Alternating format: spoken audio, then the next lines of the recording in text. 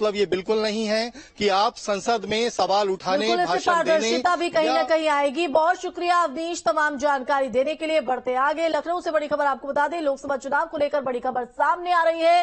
रायबरेली से प्रियंका गांधी नहीं लड़ेंगी चुनाव। तो इस वक्त की बड़ी जानकारी, प्रियंका गांधी दमन और दीव से चुनाव लड़ सकती है। रायबरेली से प्रियंका के चुनाव लड़ने के आसार कम। तो केंद्र शासित प्रदेश से उम्मीदवार बनाई जा सकती है प्रियंका गांधी।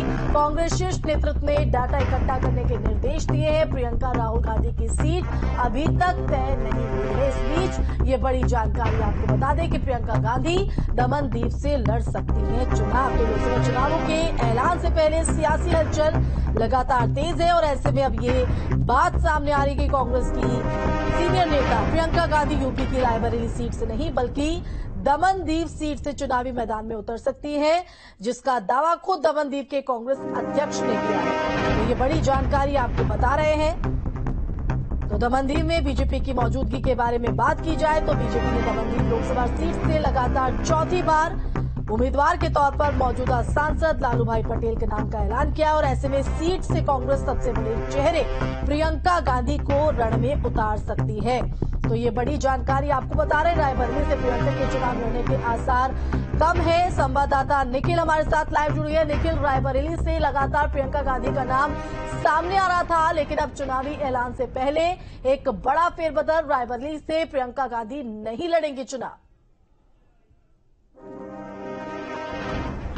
देखिए, एक बात है, जिस तरह से लगातार इस बात की कवायद लगाई जा रही थी कि प्रियंका गांधी रायबरेली से चुनाव लड़ सकती हैं, राहुल गांधी अमेठी से चुनाव लड़ सकते हैं, तो अभी तक कांग्रेस की तरफ से कम स्थिति स्पष्ट नहीं हुई है। कांग्रेस के कार्यकर्ता लगातार इस बात की मांग करते रहे। अब जिस तरह से खबरें आ रही हैं कि प्रियंका गांधी दमनदीव से चुनाव लड़ सकती हैं, तो ऐसे में ये तय हो गया है कि रायबरेली से प्रियंका गांधी चुनाव नहीं लड़ेंगी। ऐसे में अब कांग्रेस की परिस्थिति आप उत्तर प्रदेश में देखें, जो सबसे महत्वपूर्ण सीट जिस पर लंबे समय से कांग्रेस का कब्जा रहा, रायबरेली पर अब कोई बाहर का उम्मीदवार चुनाव लड़ेगा।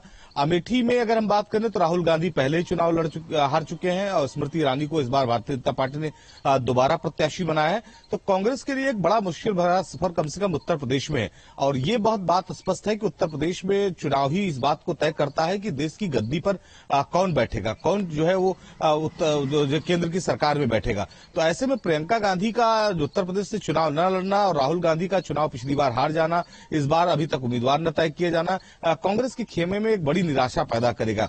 कांग्रेस के वो कार्यकर्ता जो राहुल और प्रियंका के नाम पर उत्साहित रहते थे, कहीं न कहीं एक तरफ से निराशा की तरफ जाएंगे और यही वजह है कि कांग्रेस की जो है मुसीबतें उत्तर प्रदेश में बढ़ती हुई दिखाई पड़ेगी। जी बिल्कुल, और ऐसे में अब सबकी निगाहें रायबरेली सीट पर है कि आखिर इस सीट से कांग्रेस किसको चुनावी मैदान में